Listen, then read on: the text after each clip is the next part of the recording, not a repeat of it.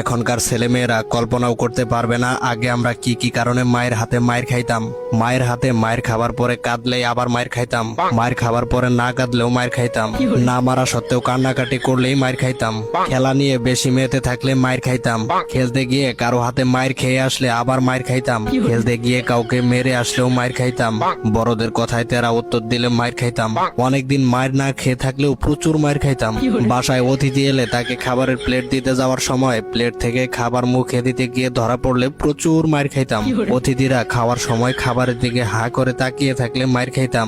অতিথি বাড়ি থেকে চলে যাওয়ার সময় তার সাথে যাওয়ার বায়না ধরলে মায়ের খাইতাম। সন্ধ্যা নামার আগে বাড়ি না ফিরলে প্রচুর মায়ের খাইতাম।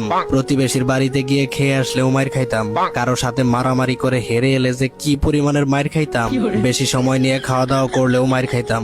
বেশি দ্রুত খাওয়া দাওয়া করলেও মায়ের খাইতাম। সকালে ঘুম থেকে উঠতে না চাইলেও মায়ের খাইতাম।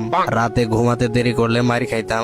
শীতকালে গোসল না করতে চাইলে কি পরিমাণ মায়ের যে খাইতাম। গ্রীষ্মকালে বেশিক্ষণ ধরে গোসল করলে মায়ের খাইতাম।